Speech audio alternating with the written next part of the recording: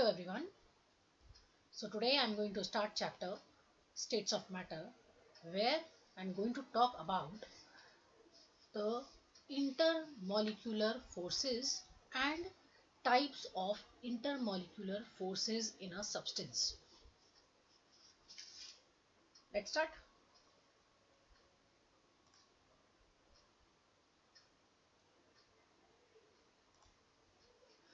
We all know that substances exist in one of the three main states of matter. It may be solid, it may be liquid, it may be gas.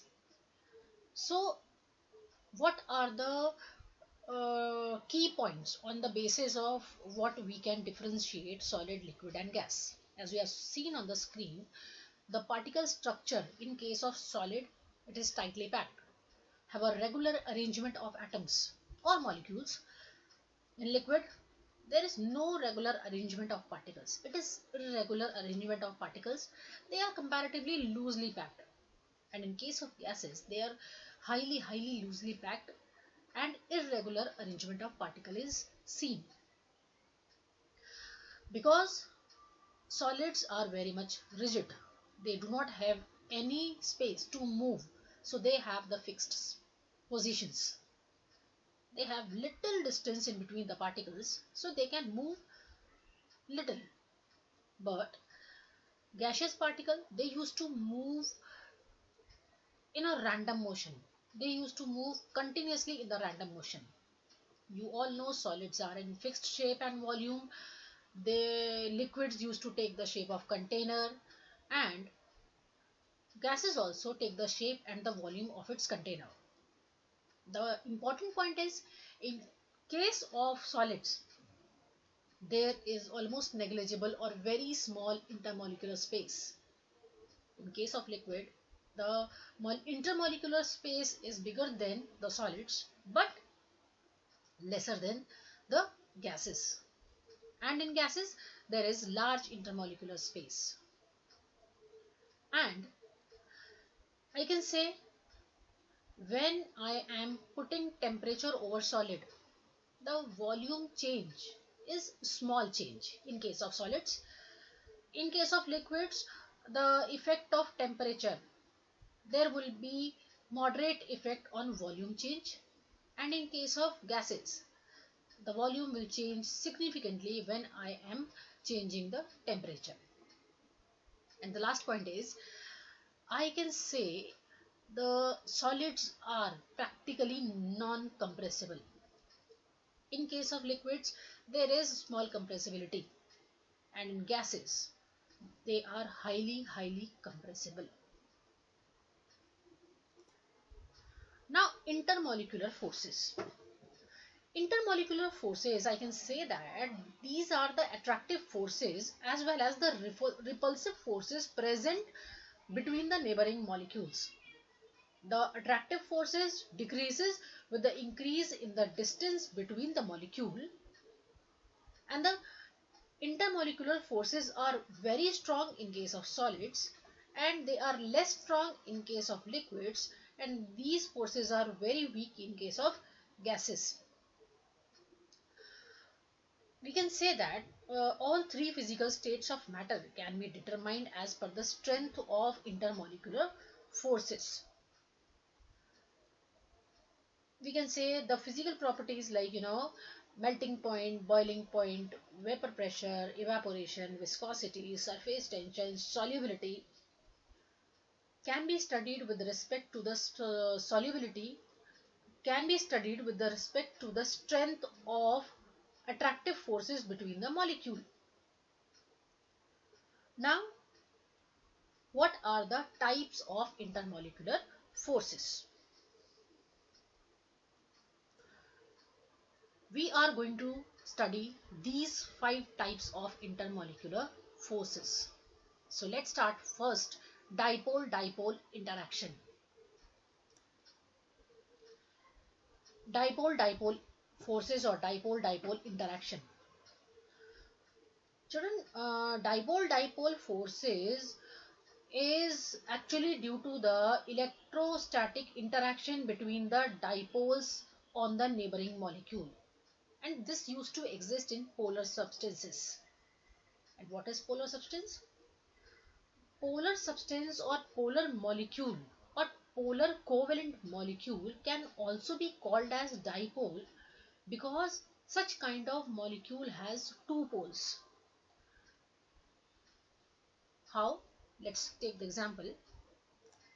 See the molecule of HCl here.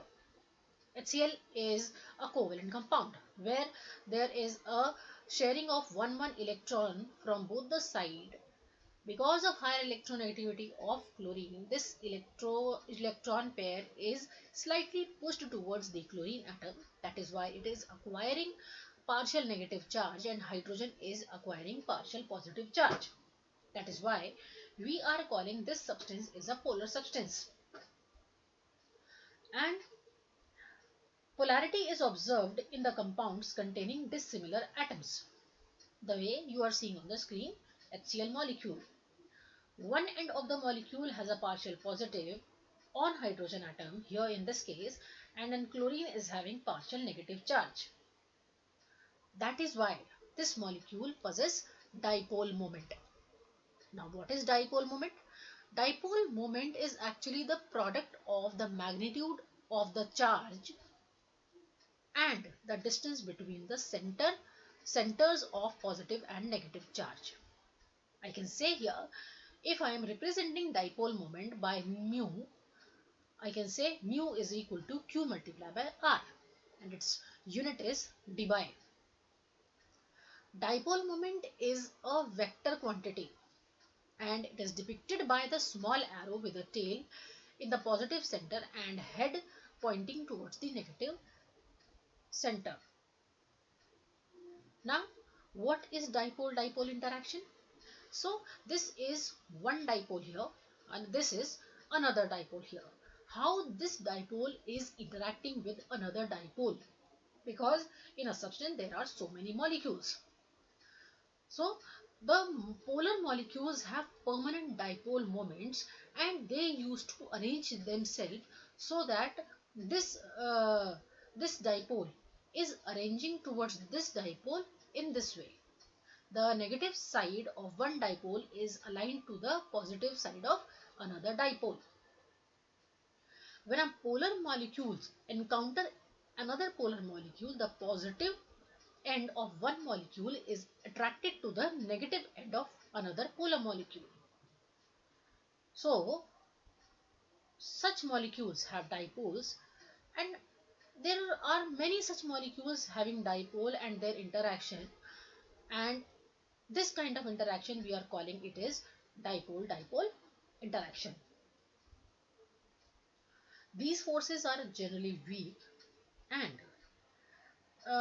these are very much significant only when the molecules are in a close contact. For example, they should be in the liquid state or in solid state.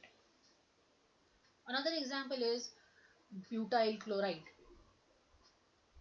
is also showing the dipole-dipole interaction.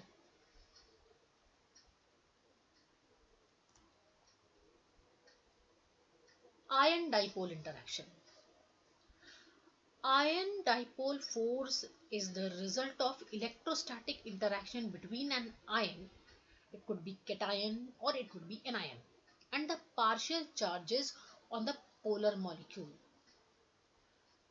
And I can say that the strength of this interaction depends on the charge and the size of an ion. And it also depends on the magnitude of the dipole moment and the size of the molecule. Ion dipole forces are particularly important in the aqueous solution of ionic substance. And let's take example ionic substance NaCl. When you are dissolving this NaCl in water, the ion gets separated. You will get free sodium ion and you will get free chloride ion. And the ion will be surrounded by the water molecule which is called hydration of sodium ion, which you are seeing on the screen. We all know cations are smaller in size than the isoelectronic anion. The charge density in case of sodium ion here is more concentrated than the anion Cl ion or Cl minus 1. This makes the interaction between the sodium ion and the negative end of water molecule here, the oxygen particle, stronger than the corresponding interaction between the Cl ion and the polar molecule containing hydrogen. I can also say that the ion dipole forces increasing order. If I am taking sodium ion, magnesium ion and aluminum ion, this would be the increasing order. And this strength of interaction increases with increase in charge on cation. So this is about the ion dipole interaction.